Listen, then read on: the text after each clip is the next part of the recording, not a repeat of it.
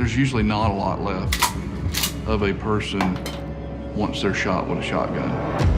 A brutal killing. Blood was everywhere. The carnage, the just brutality. That was the worst scene that I've seen. A dark mystery with multiple suspects. And this case had all the classic elements of sex, money, and even drugs. That was the killer calling and telling them that the job is done.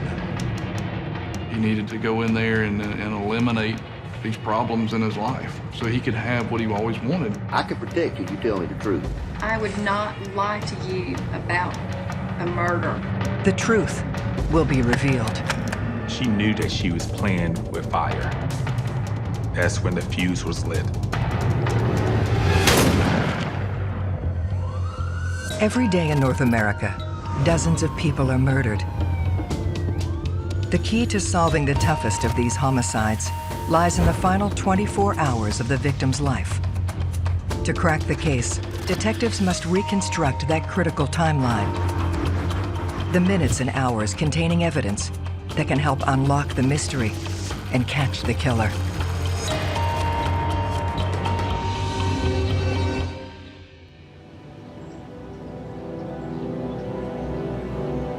Springfield, Georgia, personifies the small-town charm of the South. Springfield is the county seat of Effingham County. It's a quiet little community. It's rural, a lot of farmland. It only has 2 red lights. That's how small it is. Just a few thousand people. One hot summer night, violence erupts at one of the county's most respected homes.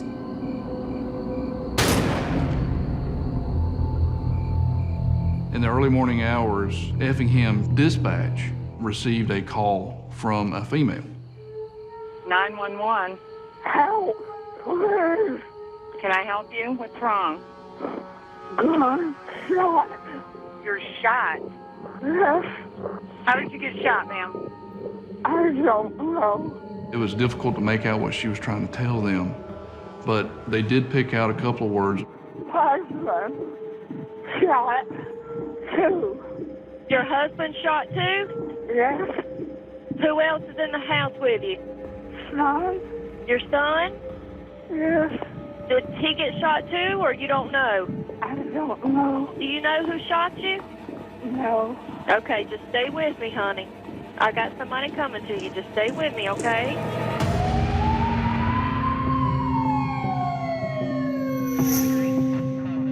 Upon arrival, deputies locate 58-year-old Linda Height.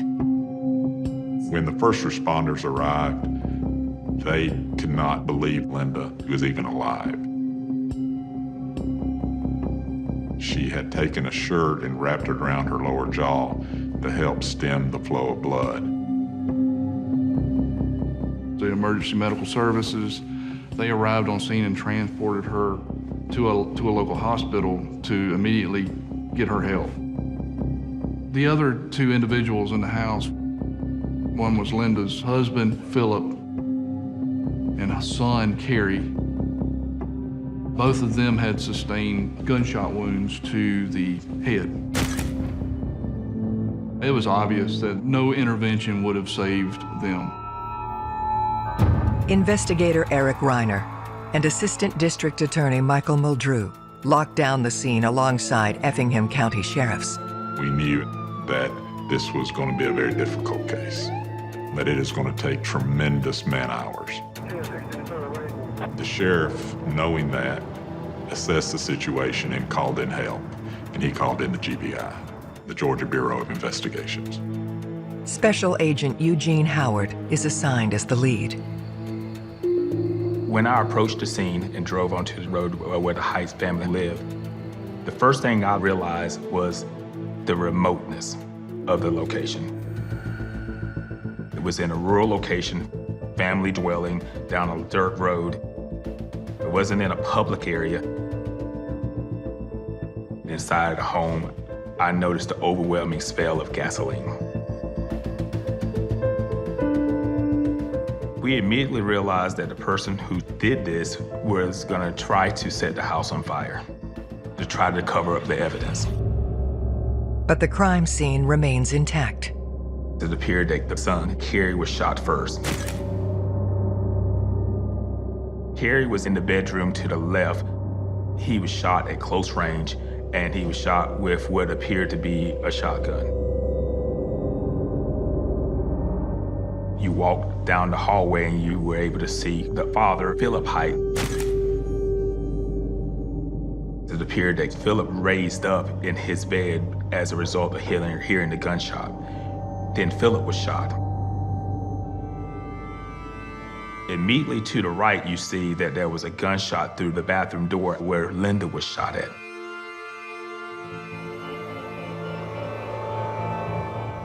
Shotguns are destructive. They're large barrels, and there's a lot of different metal pellets that come out.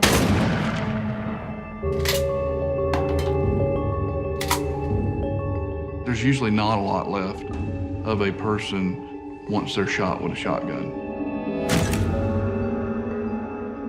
Blood was everywhere. That's, as of today, was the worst scene that I've seen. As far as the carnage, just brutality of the scene, and the sheer will for Linda to live. We wish we could have talked to her, but at that time she was in major surgery in an attempt to save her life. To find the person who killed Philip Height and his son Carrie and left Linda for dead, investigators will need to reconstruct the last hours of the victims' lives. What you start thinking about as an investigator is the victimology. Why or what caused this family to be brutally murdered and assaulted?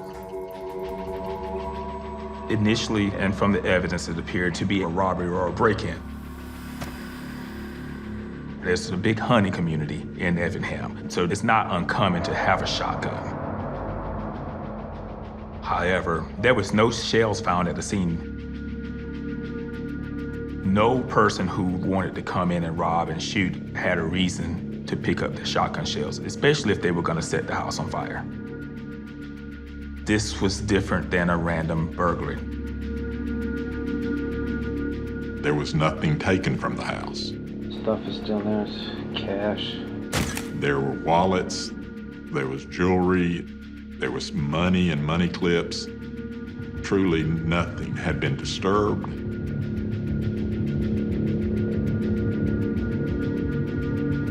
Indication from the scene was that the person went in with the sole intent of killing every soul in the residence. The apparent targeting of all three Heights in one attack directs them to examine the family history. Their family's been in this county since its foundation. Philip Height was well known, extremely well respected. He was connected with a lot of the movers and shakers in South Georgia, and if you wanted to get a real estate deal done, you went to Philip Height. Philip was the breadwinner. Linda was the homekeeper. She took care of the kids and was the traditional Southern belle and the matriarch. They had 3 sons, Carrie Height, the youngest, Chris Height, the middle child, and Craig Height, the oldest. Carrie was his daddy's shadow,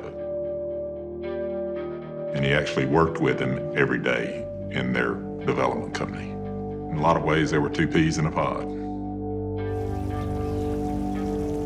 Carrie was also married to his high school sweetheart, Robin, with whom he had a boy and 2 girls.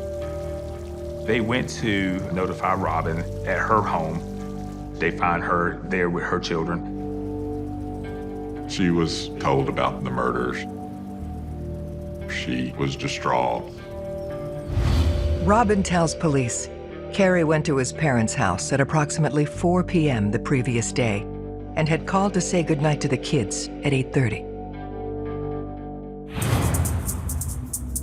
The Heights held family higher than anything else. It was beyond devastating. There's a lot of emotion in all of this, but your job is to solve the murder. Very difficult questions have to be asked.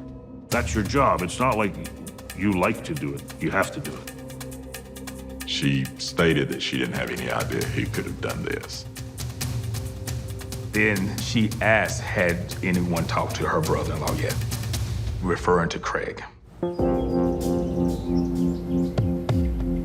Police locate Philip and Linda's eldest son. Craig was actually living in a friend's hunting cabin, which was several miles away. When we arrived, Craig was upset, just dismay, grief.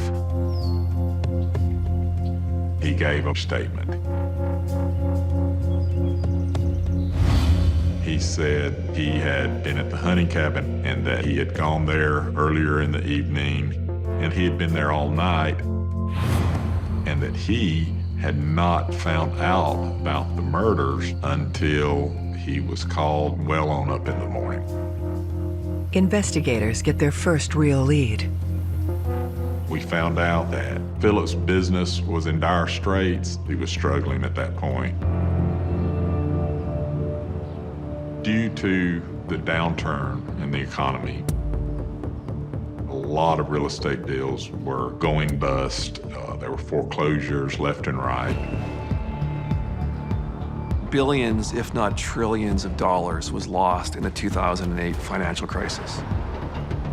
Millionaires reduced to paupers. And that leads to a number of people having motive to commit murder. One of the investigative tracks that would have had to have been investigated was whether money was owed to clients in the business that the father and the son ran. They might appear successful from the outside, but as in many instances, looks can be deceiving.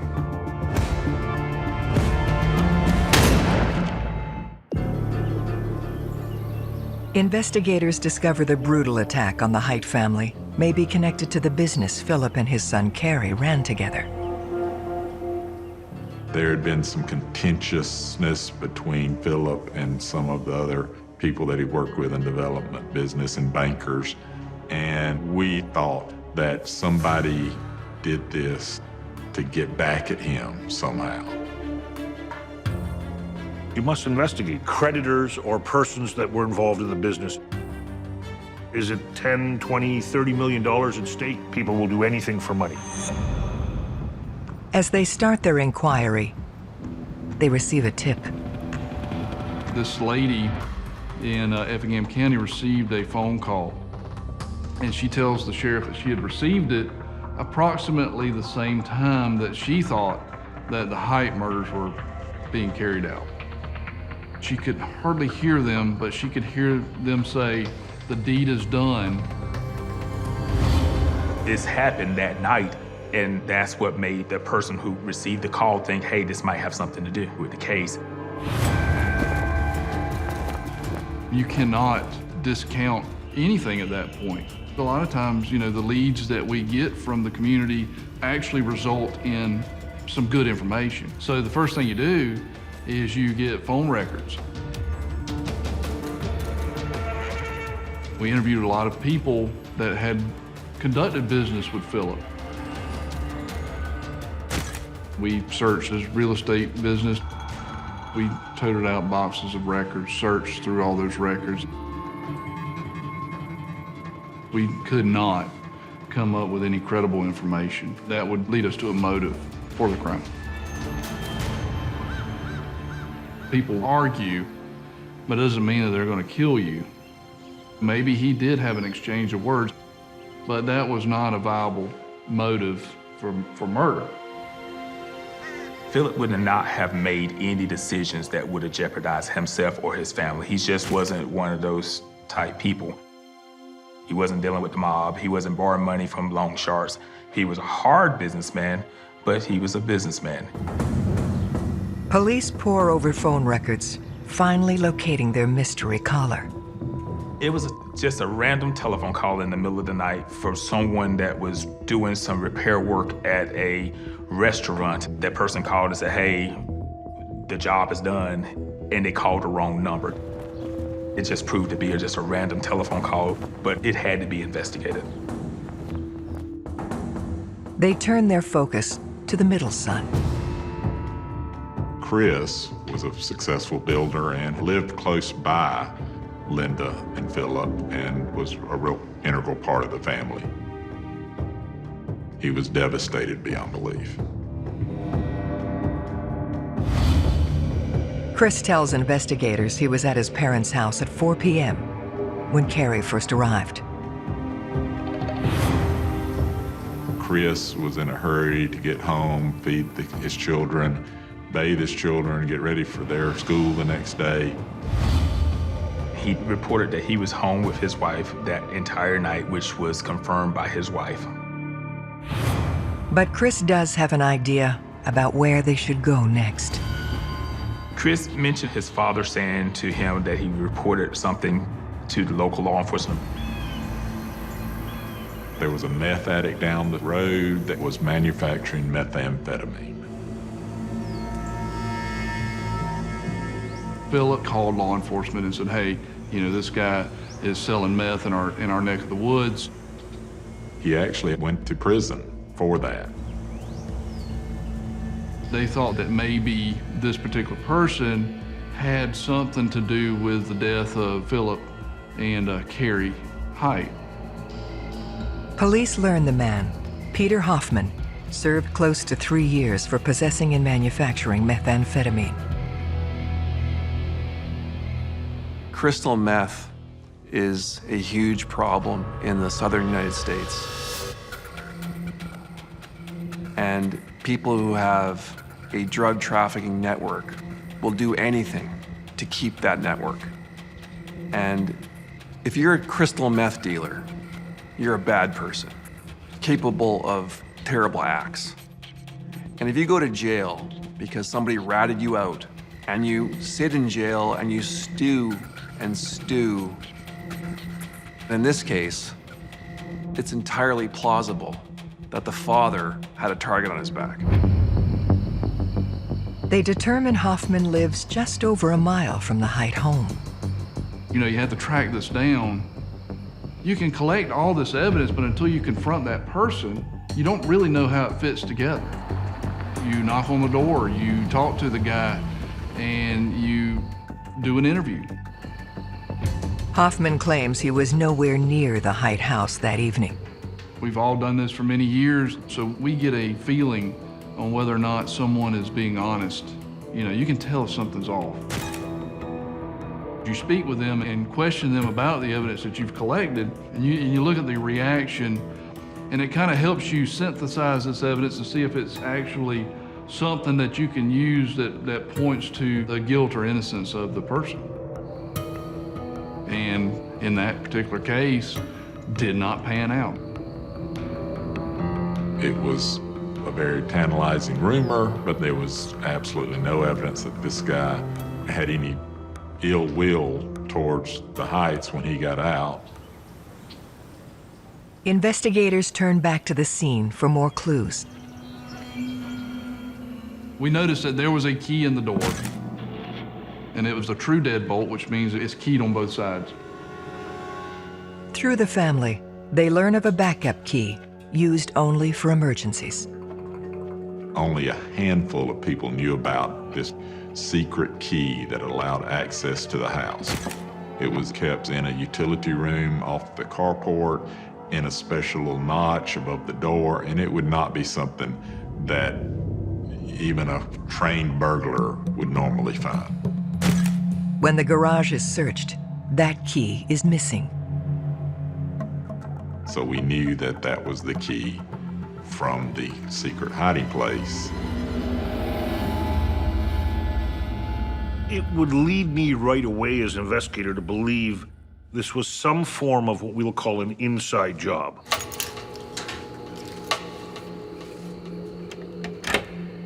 Since we had such a small number of people that knew about the key, it had to be somebody that was closely associated with this family and that actually had the intent to commit an execution.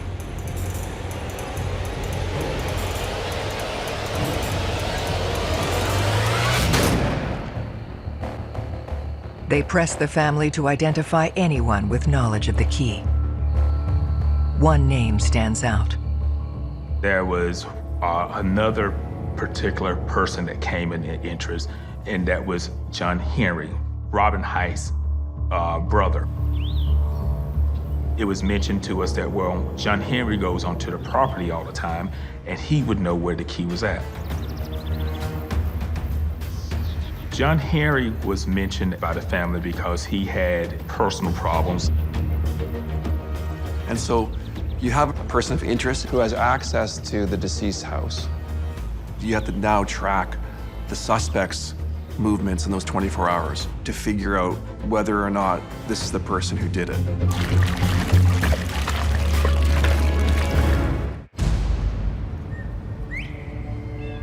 Police have identified family friend John Henry as a person of interest in the Hite murders. We found out that he was a very, very close friend of Carrie Hite. Carrie got him a lot of jobs. He was a handyman. This friendship makes Henry's potential motive for murder unclear. Most murders are committed between people who know each other, and it usually comes down to a factor involving the relationship itself. In these cases where that person either orchestrated or committed the murder, identifying motive, it's not so easy for the detective. You can't have that tunnel vision. You still have to step back and investigate the whole case. They track down John Henry at his home. He claimed that he was actually in Charleston, South Carolina for the 1-year anniversary of his marriage,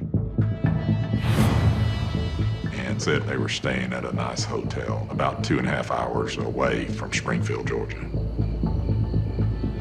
If he's got an alibi, then typically you tell the police right away you've got an alibi and you provide alibi evidence.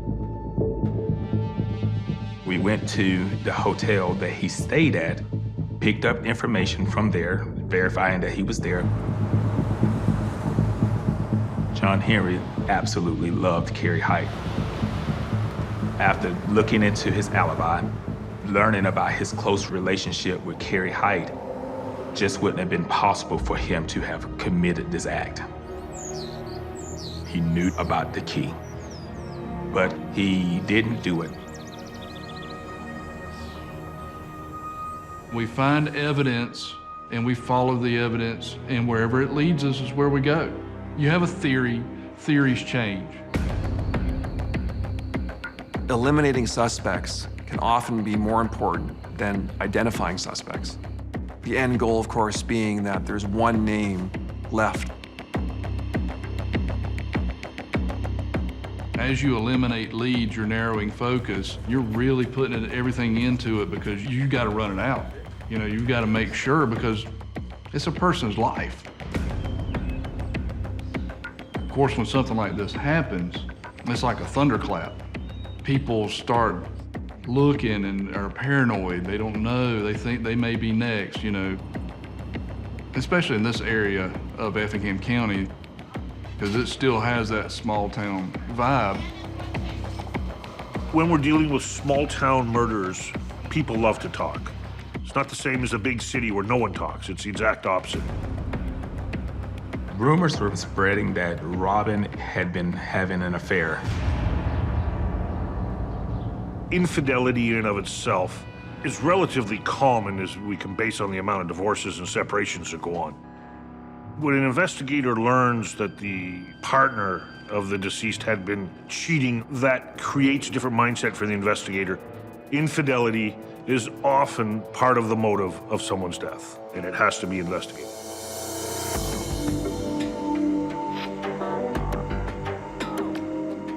When we contacted Robin Hite about it, she was forthcoming with the information. She didn't try to hide the fact that there was an affair.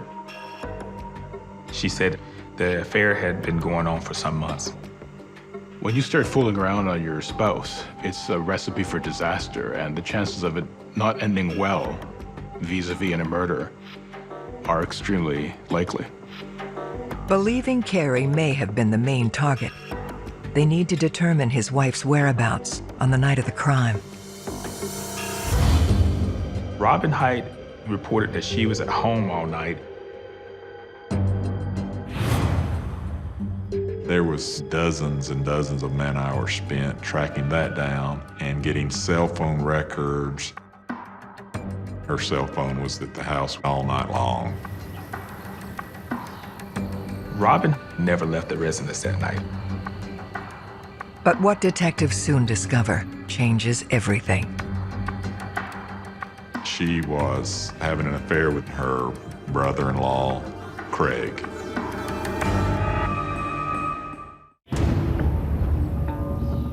Allegations of an illicit affair cast suspicion on Philip and Linda's oldest son, Craig. We asked Craig about his relationship with Robin Height, and he's completely denied any sexual relationship with his sister-in-law. But we knew he was lying about the affair. That was a very crucial moment in the investigation. He's brought in for further questioning. We did a hard-hitting interview. He lied about the affair even more. So we scheduled him for a polygraph. He started to change his statements. He told us that he did have an affair. If someone is caught in a lie by police, they will often change their story afterwards. They will often backpedal. It shines the light on them because they didn't tell the truth in the first place. Craig's lie opens the door to a shocking suggestion that even for investigators is hard to stomach. People didn't think there was any way he could shoot his mom. Knowing the community, knowing the status of this family, we knew that we were going to have to leave no stone unturned and no questions unanswered.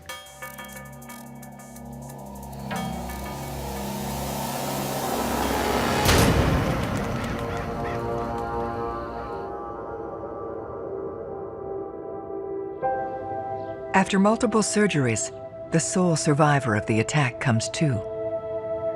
The doctors at the hospital could not believe Linda was alive, and everybody just agrees that it's a miracle that she made it. Linda is pressed for details about her attacker, but the impact of her trauma proves too great. She did not know who the person was. They were allowing other family to come in. Chris, her middle son, came in to see her first, and they had a very sweet reunion. As soon as he left, Craig came in. And everyone noticed that the heart monitor started racing. Blood pressure, heart rate, everything skyrocketed. He was just there a couple of minutes and he left. And then her heart went back to normal. Family members were picking up on the fact that Craig showed visible sickness when he was found out that his mother would make a full recovery. Craig's mother is unable to provide more information, so Special Agent Howard turns to her middle son, Chris, to see what he knows. Chris indicated the family was just learning of the affair. This was just tearing his family apart. For Philip to see the family that he and Linda had nurtured fall apart because of his oldest son's affair with his youngest son's wife, it was beyond devastating. Chris says the conflict had recently come to a breaking point.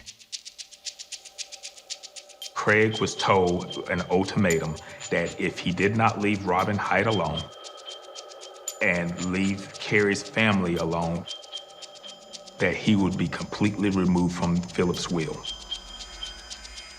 At the same time, Carrie was trying to remove Robin from his will. Wills can tear families apart if the content of the wills are known. If it is disclosed that a person's not included in the will, or one person's getting more than another person, that could be a motive for someone to get very upset and perhaps commit murder. Amid the denials, Carrie and Philip look for tangible proof of the affair. Carrie installed a GPS device on Robin's vehicle. And so they knew where she had been going. On that Saturday and that weekend, Craig and Robin spent the weekend together. A friend of Philip's, who owned a helicopter, was asked by Philip to fly over this hunting cabin where they suspected Robin was meeting him. He flew over, took some photographs of them. Craig came to the immediate conclusion that that was his daddy sending somebody to spy on him.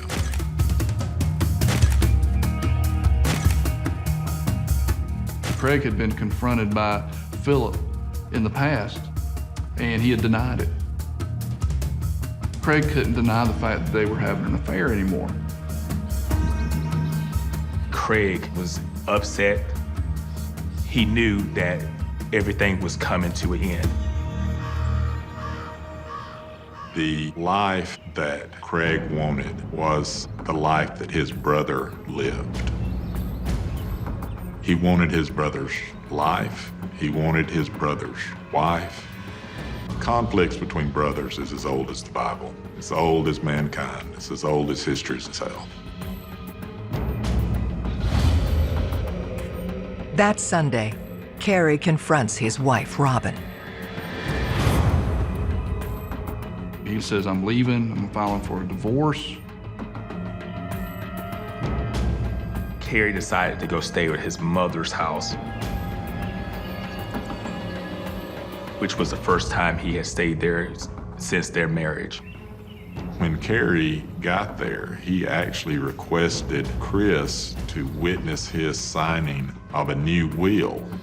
Chris told him, I don't have time right now, but we'll do it later. And unfortunately, there was no later. It's compelling circumstantial evidence, but still not enough for an arrest. The picture of the killer was coming into focus.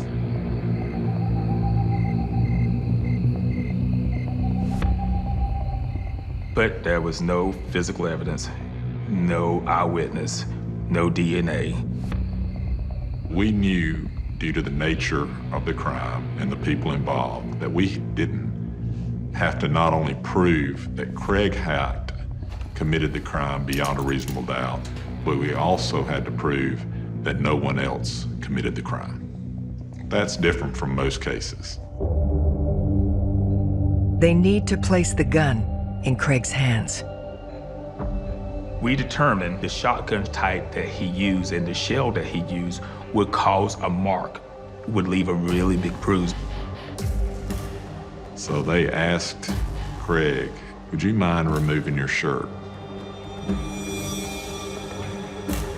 And he said that he had an accident getting out of a bathtub the other day, and he got some bruises.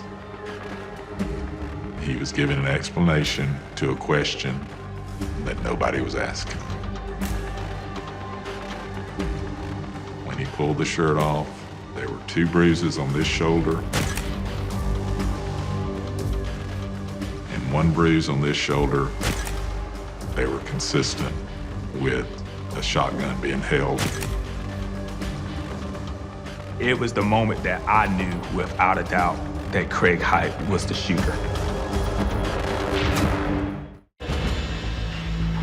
Investigators believe Craig Hite had the means and the motive. to commit the brutal assault on his family. They now need to solidify the case. One of the most common misconceptions about murder investigations, for sure, is the need to arrest the killer right away. That's not the case. It's the exact opposite. You're trained to make sure before you lay a charge, you have a reasonable grounds of convicting the person you're charging.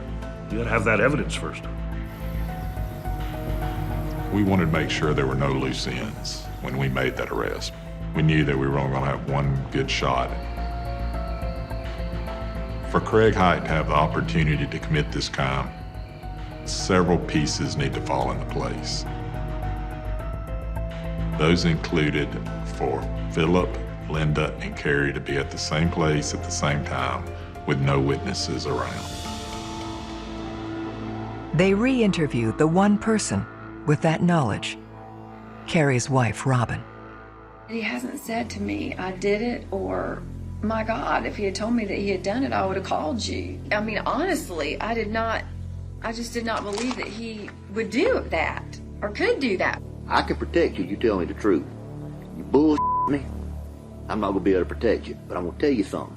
If he did do this, and he thinks you told us something, do not think for 1 second that he will not walk up in your house and shoot you in the face just like he did them.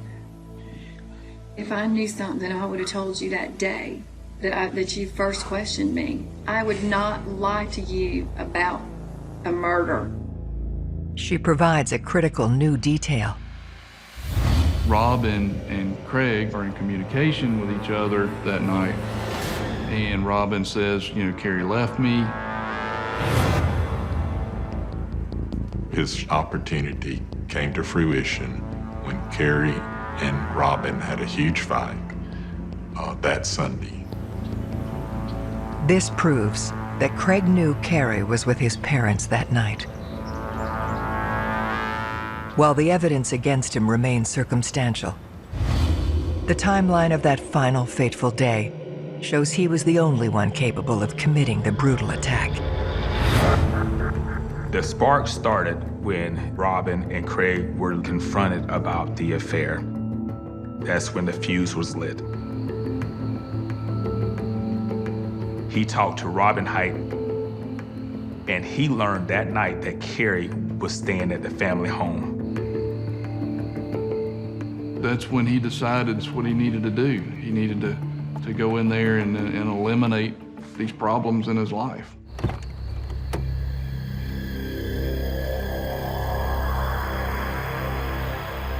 He got his shotgun. He goes over to the home.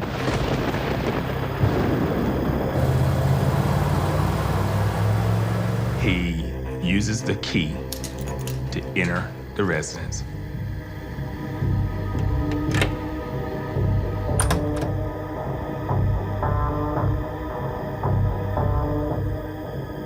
He goes in and he shoots Carrie, point blank, and rushes in to shoot Philip, who's awakened by the sound of the shotgun. Linda, thank God, was not in the bedroom and was in the bathroom. He turns and shoots her as she opens the door. At that time, she's knocked out.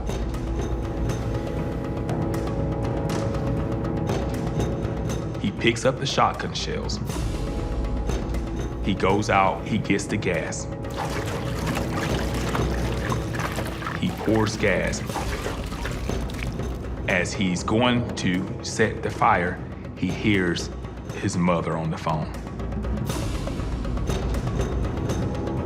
At that time, he doesn't know if the local law enforcement will be there in a moment. He doesn't know how long she's been on the phone. He doesn't know if his brother Chris has been called, who is less than a mile away. So he has no other choice but to leave.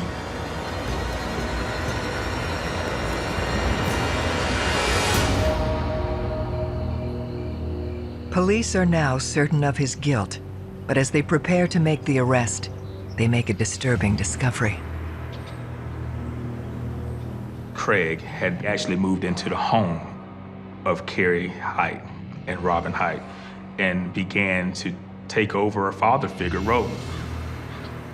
Craig was taking over his brother's life. He was raising his kids, driving his truck, sleeping with his wife. It just was appalling. We received the telephone call that at the end of the school year that Craig and Robin were moving to South Carolina.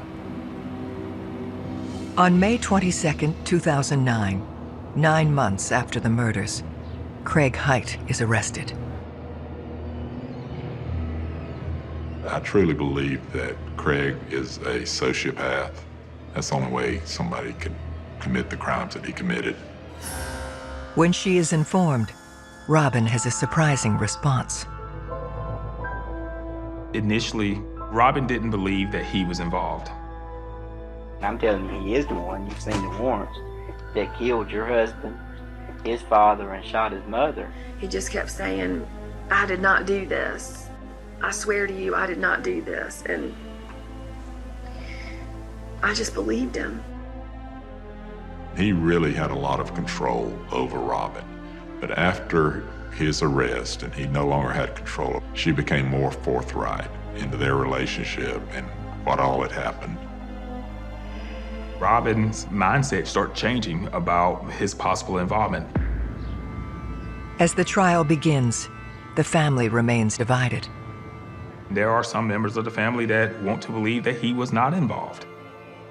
Chris never could reconcile the fact that his brother committed these horrific crimes. I truly believe Linda knows that he committed these crimes, but you have to remember that, she's still Craig's mother. She lost one son. She was about to lose another one. No mother would ever want to admit that she raised a son that's capable of doing what Craig did.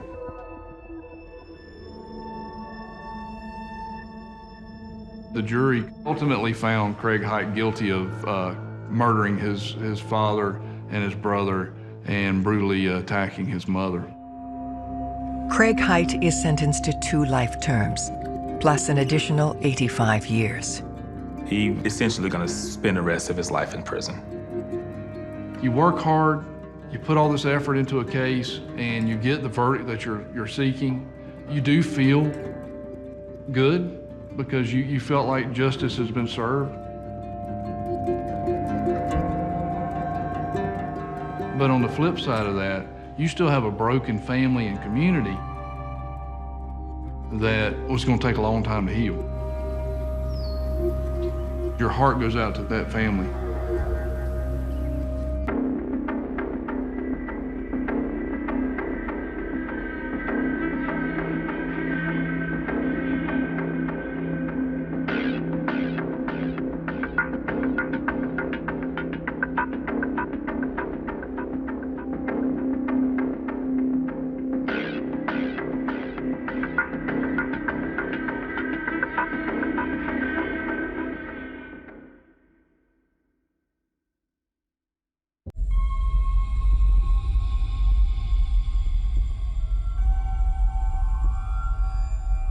The amount of stab wounds and the force that was used, it was a very violent attack.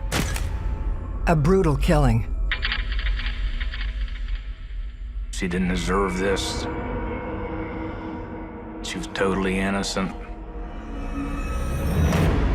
A dark mystery with multiple suspects. She had come into a lump sum of money not too long before her murder. He seemed to have been communicating with a number of other women. This guy is a cold-blooded sociopath. I've never had any suspect be able to give me the chills like he did. The truth will be revealed. He said, "No, man, you got it all wrong." And that's when the most bizarre story poured out of him. You could not write this script for a movie.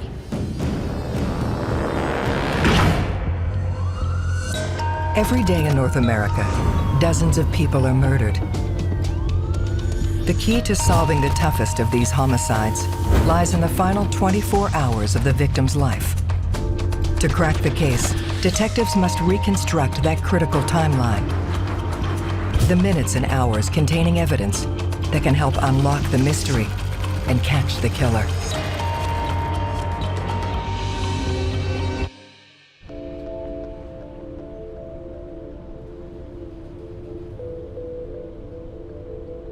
"80 miles west of Detroit lies the city of Jackson, Michigan.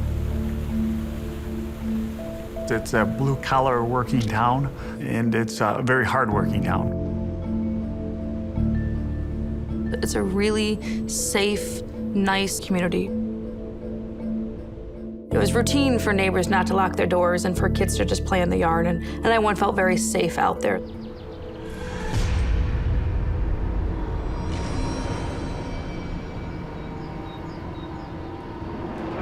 I need somebody outside my house right now. My fiance, I think she's dead. There's blood everywhere. Do you know where it's coming from? I don't know. Okay, can you tell if she's breathing? She's not. She's cold. She's dead. She's dead. Oh my God.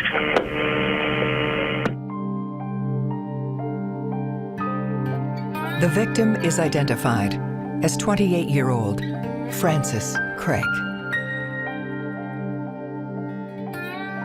I was out mowing the lawn, and my wife was in the house.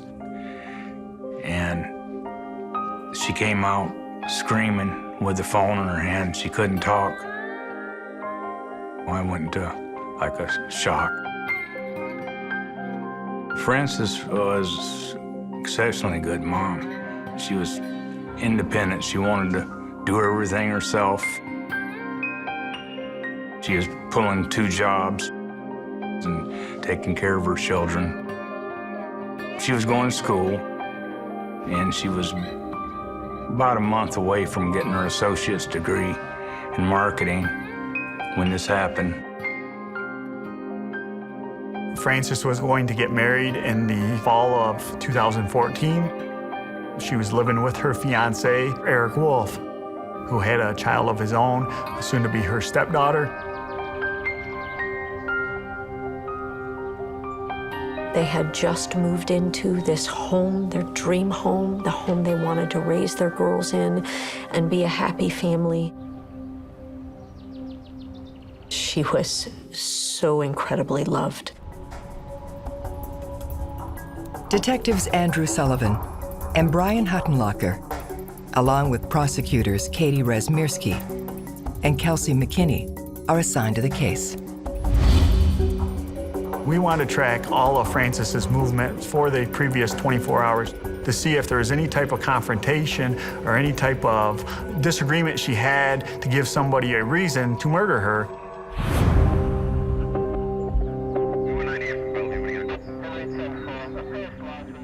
When I arrived on scene, they pointed me in the direction of Eric Wolf, who was the fiancé of the victim and also the 911 caller.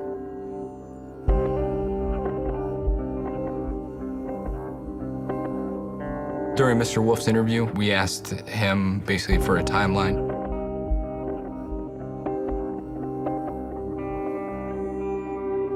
Mr. Wolf informed us that he worked an overnight shift at a local factory. He said he had been at work that evening from 6 p.m. till 6 in the morning. Stated he had found her not breathing, unresponsive, and indicated to dispatch that she was deceased.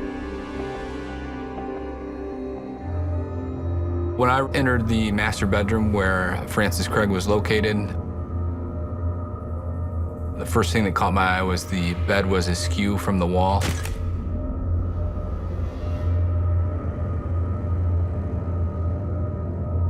The bed had a large pool of blood on it. It did appear like there was some type of struggle. We did observe zip ties on the victim's left wrist.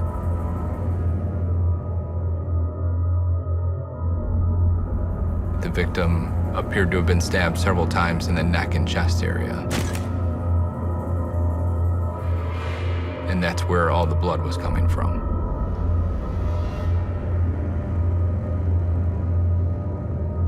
The way that she was killed was a brutal, seemingly very angry stabbing.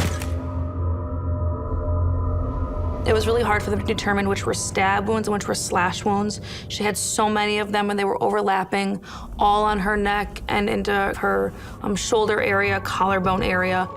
Over 20 stab and slash wounds. Also appeared that she had been gagged, and it appeared to be some type of scarf. She had a robe on, but her robe was pushed up over the lower part of her body.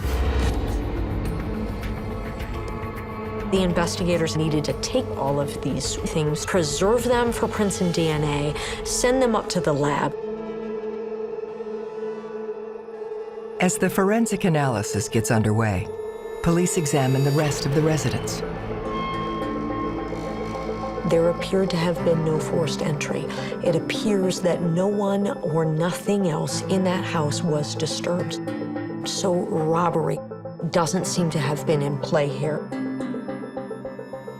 There seemed to be an emotion that went along with the killing that you typically only associate with a loved one or someone known very well to your victim. It was something that was up close and personal. This warrants a more detailed examination of her fiancé's story. Eric stated that he left work shortly after 6. He stopped at a local fast food restaurant and then continued on home.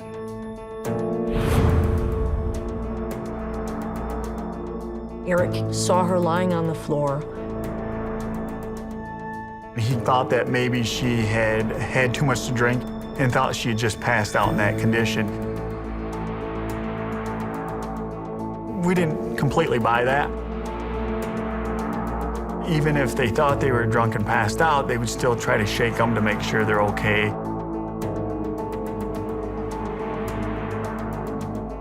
But he made a decision to just close the door and walk away from that scene.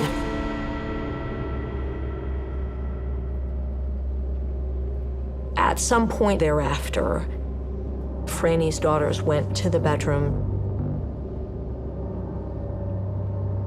We know, unfortunately, that they saw her in the position that she was ultimately found. The girls then went downstairs and were able to get Eric fully awake and to let him know that something was very, very wrong. Eric's interview raises a series of troubling questions. Franny's last text to Eric was at 12:42 a.m. Something about the children and not being in bed.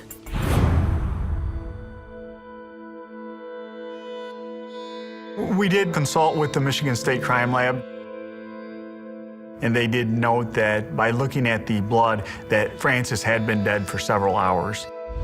So we know it happened sometime after midnight, but before he had said he'd first located her shortly after 6 in the morning.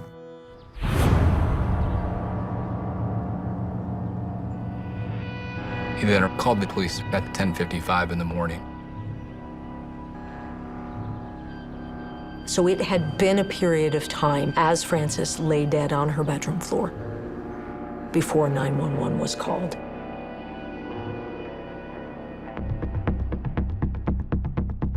Police bring Eric into the station for further questions. He wasn't super emotional, as in when somebody loses a close one. So we took that as kind of a clue. A lot of things that Eric said didn't add up to us. At some point in the interview, he makes a statement asking if she might have committed suicide. That was the question. That didn't make any sense either. She was a happy, hardworking, on the cusp of great things kind of a gal, about to graduate, about to be married, had 3 young kids. So he gave lots of contradictory statements.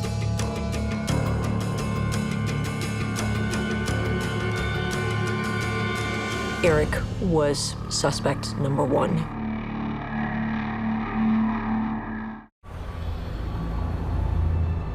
Confusing statements to police have made Frances Craig's fiancé, Eric Wolf, the first suspect in her murder. He adamantly denied he had anything to do with it, and so the investigators were still trying to find anything to really link him to the crime. Detectives examine the couple's relationship. It appeared that both Frances and Eric had a lot of stress going on at this time. Eric was working 12-hour shifts, and Franny was taking care of the children and also working 2 jobs. We did learn of a couple incidents where other people had heard Frances and Eric arguing. Family members had seen them get in a pretty heated argument about how to discipline or raise one of the children. Eric, he always knew the answer. You didn't know anything. You know, and it didn't seem like you respected women. They might have just been at wit's end with each other and very stressed out about the upcoming wedding. One of them could have been having second thoughts. They look to their digital lives for more clues. Technology and internet open up a whole new chapter in how investigators investigate crimes. In this case, we got into Eric's iCloud account, we got into Franny's account, we pulled their IP addresses for their home internet to see what searches were done in their home from any devices that were connected to that IP address. We were able to determine from cell phone records and cell phone devices, Mr. Wolf actually had been communicating with some other females outside of the relationship. Eric's phone records reveal he spoke with one of the women at 9:08 p.m. Definitely appeared that he was coming across as single, not someone that was engaged to be married. We also learned that on one of the sites, he was actually using an alias, not using his real name, but exchanging pictures of himself. There was some level of unhappiness or maybe lack of commitment on Eric's part in this relationship. It put him more firmly in the hot seat as a suspect.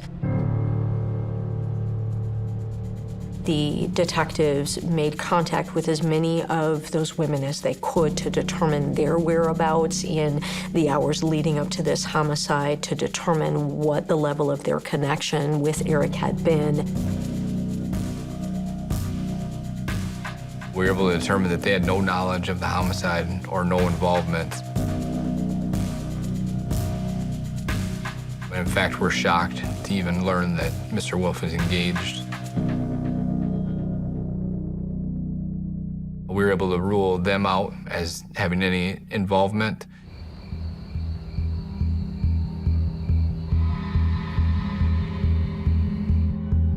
They need to take a detailed look at his alibi. Eric worked the midnight shift. But it's one thing to say I worked that shift. It's another thing to sort of determine, were you in fact at that establishment that entire period of time? So I do go to his work, did speak with management. They do have cameras on their time clocks, so I did ask if they could pull the cameras. I did view that he did in fact come in just before 6 p.m. and that he left shortly after 6 a.m. This means Eric could not have been responsible for his fiance's murder. So Eric, while had put himself on the top of our list, we had nothing to really tie him to the homicide. They looked for other clues within Frances's personal life. It was clear they had just bought this home. The detectives were interested in how did that come about, who paid for it, where did the money come from. They did find that Franny had come into a lump sum of money not too long before her murder. Investigators dig into the source of her newfound wealth. As they peeled back the layers of that information, what they found was that Franny had actually been assaulted in the somewhat recent past at a clothing store that she worked at. We spoke with family and friends to see what they knew of it. The kids were in there trying to steal stuff. And my daughter kicked them out.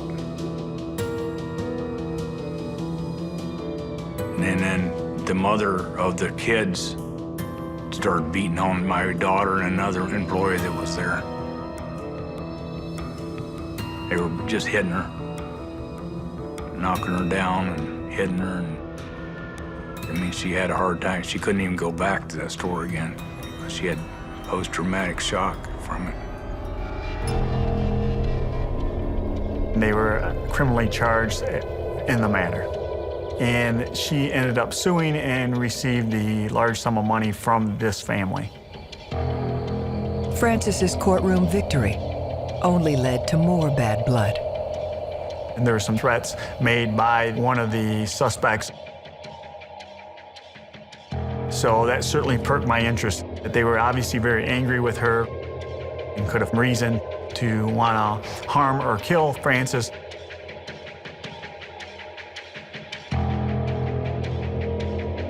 There are thousands of threats that occur every day. Do we take them all seriously? It's one thing to say, I'm going to kill you.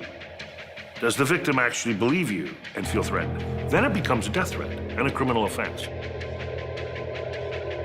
She was terrified. I mean, she didn't know what they were going to do. They just went crazy.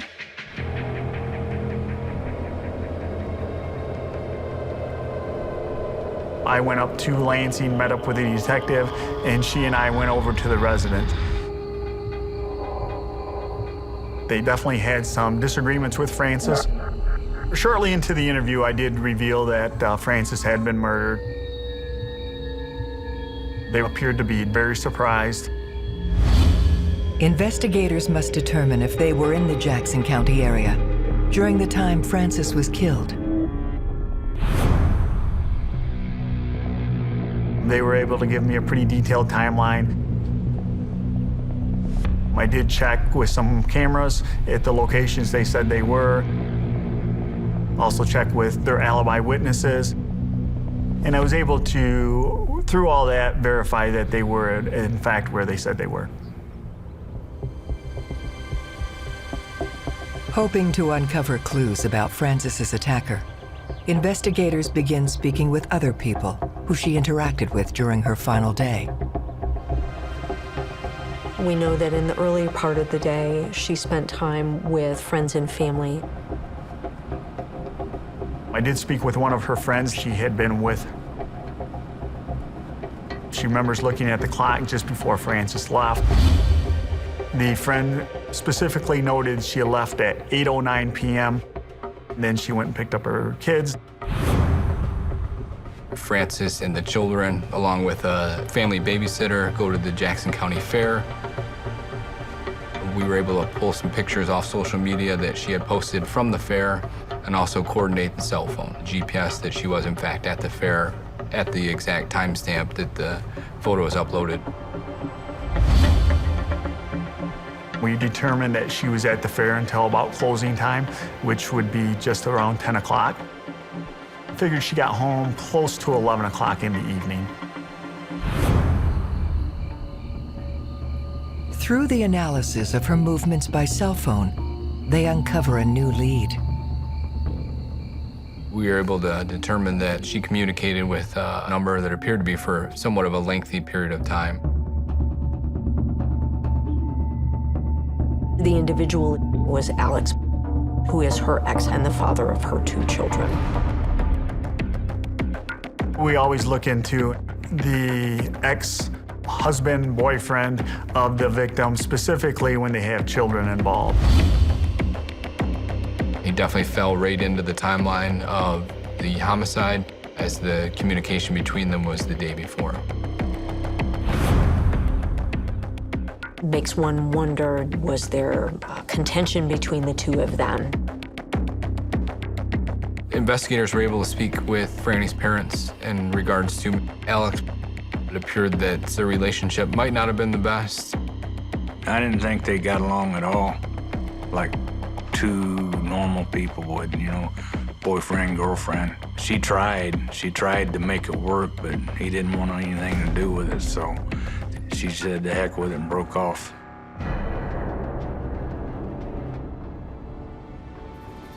When you're dealing with an ex, that ex has to come up with some very powerful alibi information.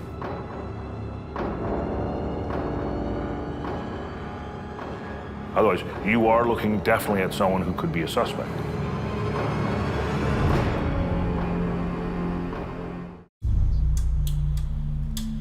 The discovery of a rocky past between Frances Craig and her former partner has made him the latest suspect in her murder. With him having a relationship with Franny previously and also still being involved in her life, being the father of her two children, it was somebody that we had to investigate further and either rule him out as a suspect or continue investigating. There is a responsibility of any investigator to follow every lead, especially where there's a suspicion the suspect lies within the family circle. Most murder victims know their killers. For Alex, the truth lies in his timeline. He had his cell phone with him that particular day, leading up to the homicide and during the hours of the homicide. A cell phone can tell us not just who we're communicating with at any given time. Most all of them these days place us in time and space. They ping off of different towers, and they help us know where a cell phone is location-wise. Based on that information, investigators were able to determine that Alex was nowhere in the area at the time this homicide occurred. We were comfortable enough ruling him out as having involvement in the homicide. So far, the most viable candidate is still her fiancé, Eric Wolf.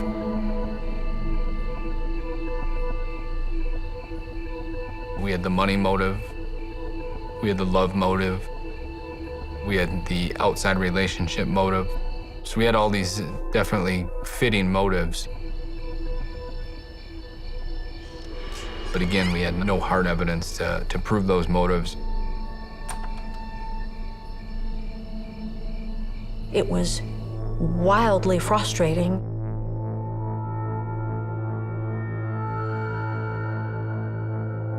As investigators, obviously our motive is justice in the end, but we also want to get closure for the family and her friends. It was very difficult for us to go through that. Frances was a good person. She didn't deserve this. Our relationship was great with the detectives. They told us as much as they could. And I think what made us the maddest is when people would say, well, why aren't you not trying hard enough?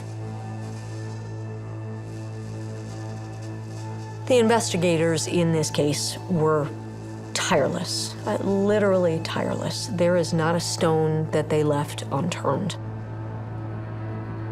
Detectives get word the forensic analysis has finally been completed.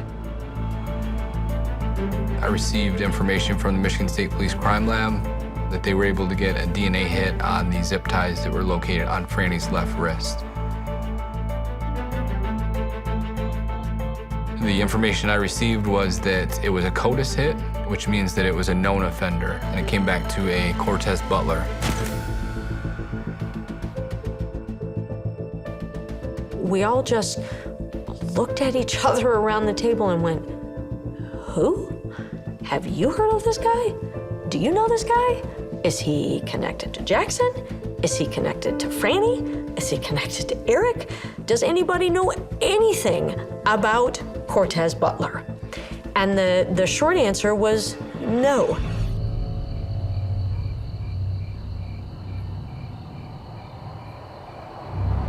We were advised that Cortez Butler is a hitman. He'll murder anybody for the right price.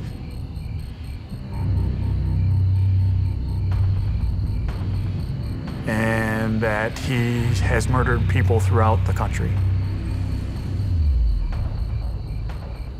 So at that point, we want to try to link Eric to Cortez.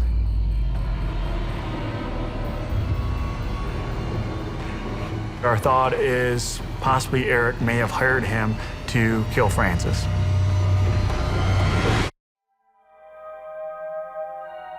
Detectives believe they've found the hitman who murdered Francis Craig, Cortez Butler.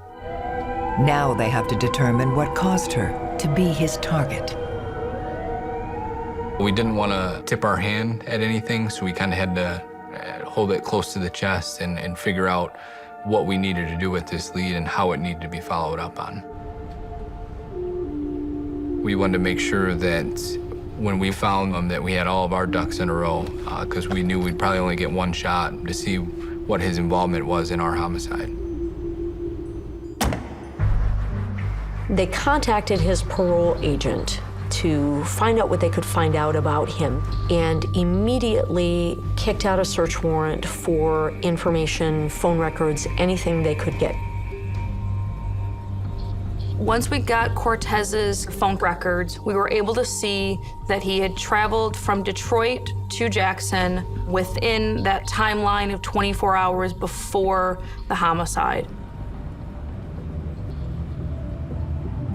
We were able to watch it kind of drive down I-94 and hit off of towers as it came. But then he turned his phone off. And he turned his phone off right at the time of the murder. We were able to then pick it back up, going back down I-94. About 2:11 is when he turned his phone back on. At that point, we now know that Cortez Butler is on Francis Craig's timeline. So we have him in Jackson, but we still don't know what his relationship with either Eric or Franny actually is. To find that out, they must speak to him directly. In the middle of the night, we get a call from a captain of Detroit PD. Detroit police have tracked down Cortez Butler. At that point, Detective Sullivan and I jumped in our car and we drove to Detroit. We sat down with Mr. Butler, introduced ourselves, explained where we are from to see if that would maybe get a reaction from him, knowing that we were from Jackson. Asked him about any connections he'd ever had to Jackson, if he knows anyone in Jackson, if he would have any reason to travel to Jackson. He said no to all those. I slid the lab report over towards him and showing that his DNA was on the zip ties involved in our homicide. We did ask him whether he was hired by Mr. Wolf or whether he knew Mr. Wolf. Mr. Butler just kind of had a blank stare, and again, he repeated that he'd never been to Jackson. Mr. Butler was a cold individual. He showed no emotion, no reaction, and requested to return to his cell at that point. With Butler refusing to cooperate, they must find another way of uncovering who hired him. At Cortez's residence, among other things, several phones were located and confiscated, and ultimately they were examined. we learn that he is having contact with one other person, and he's had contact with that person more than 200 times in a pretty short amount of time. A search warrant is issued for that cell phone number. What comes back is that that phone is registered to an individual named, of all names in the world, Dorito Johnson.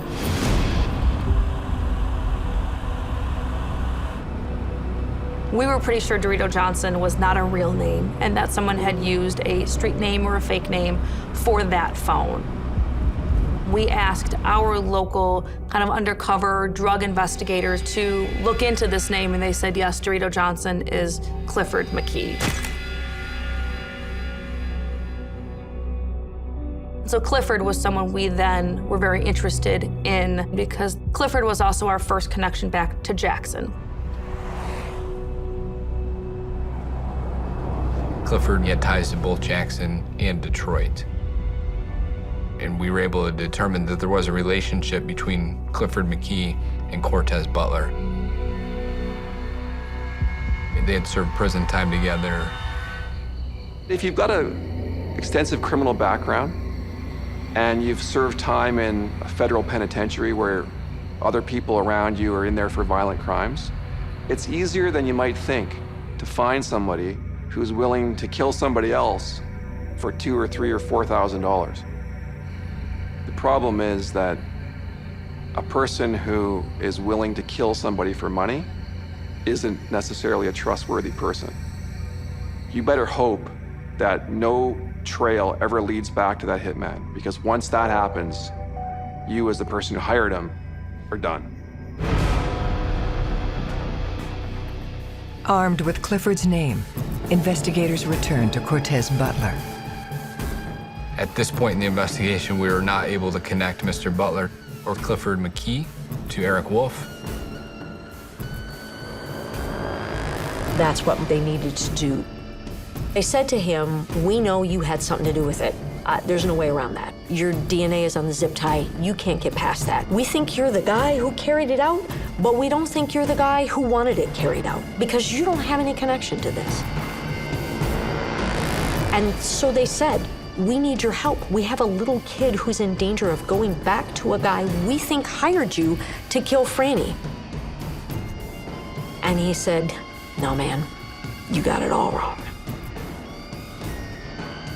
And that's when the most unexpected, unanticipated, bizarre story poured out of him that you could ever possibly imagine. You could not write this script for a movie.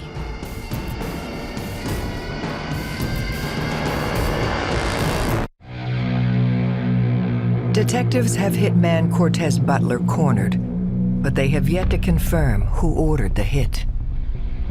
Butler started to fill us in on the whole sequence of events and who the players were in this homicide. Mr. Butler told us that he was contacted by Clifford McKee, that he knew from prison, stating that his nephew Rodney was in trouble in Jackson and was facing a very serious charge based on the arson that he committed.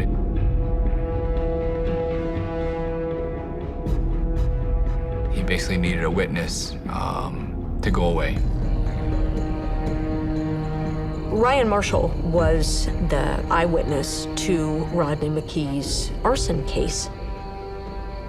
Ryan Marshall was the key to Rodney McKee going to prison. Clifford McKee and Cortez Butler settled on a price of $10,000. $5,000 would be paid up front to kill Ryan Marshall.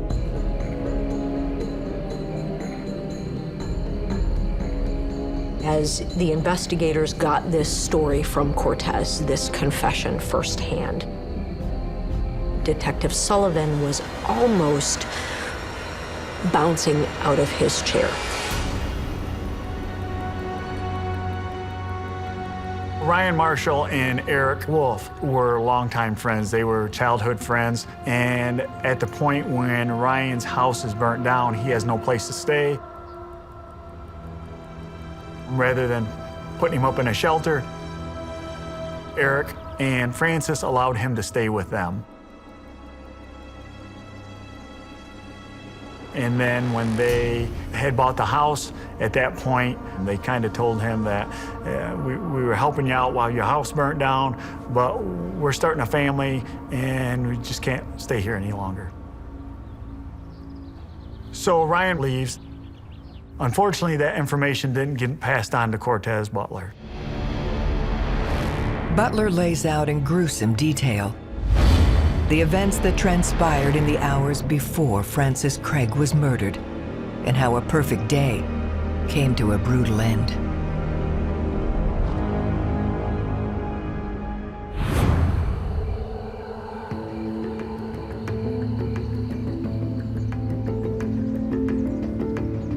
The 24 hours leading up to Francis's murder seemed as normal and idyllic as they could possibly have been.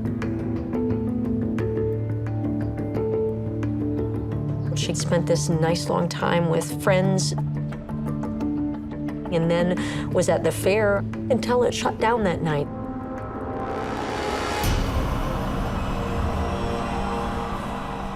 Cortez comes over from Detroit to Jackson. His phones are hitting off of all the towers down I-94.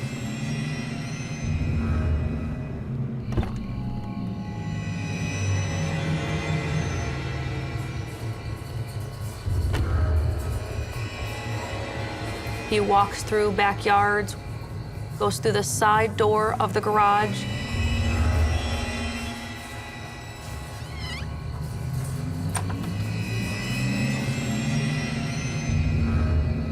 Cortez Butler talks about looking at the time on the microwave in the kitchen at 1:42 a.m.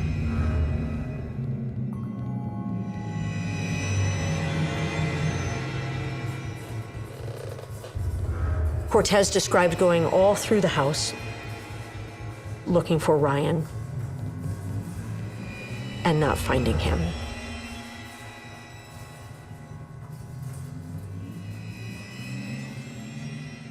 But finding Franny in her bed.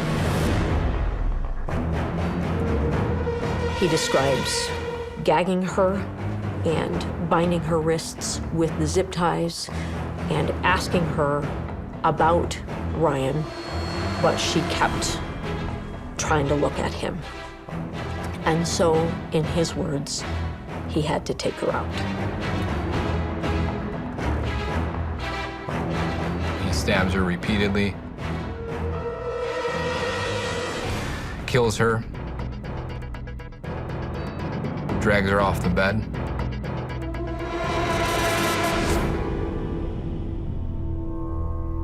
And then Cortez, just as quietly as he came in, quietly leaves.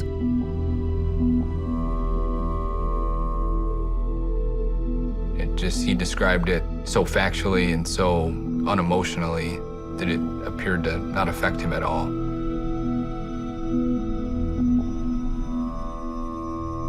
It was actually chilling, the calm manner in which he described it and his attitude towards it.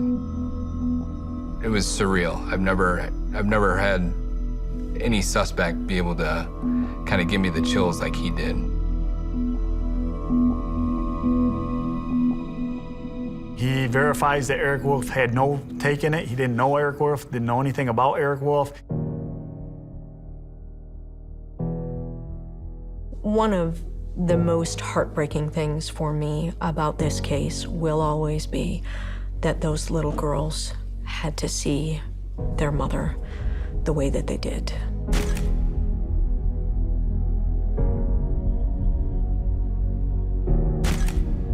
It's a tragedy. Sorry. Franny gets me, man.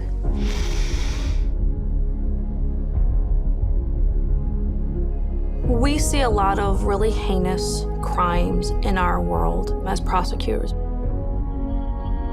But very rarely do you have a victim who was engaged in zero risky behavior. I mean, Franny was doing nothing wrong, but at home in her bed, taking care of those 3 little girls.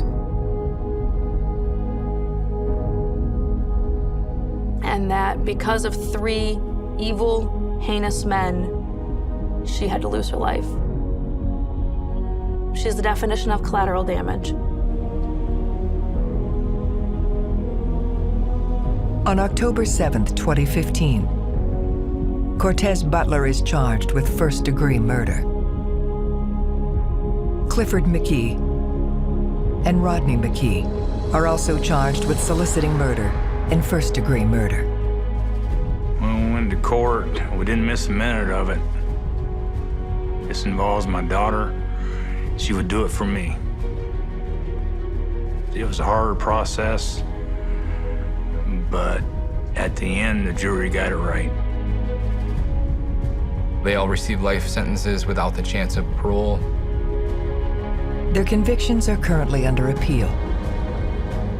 Cortez Butler, he's got a special place in hell when he finally does die. I guarantee you that. This guy is a cold-blooded sociopath. He's just a good kid. I mean, couldn't ask for better. The detectives did a fantastic job. And all my thanks would go to them for at least giving us that peace of mind that these guys are behind bars the rest of their life.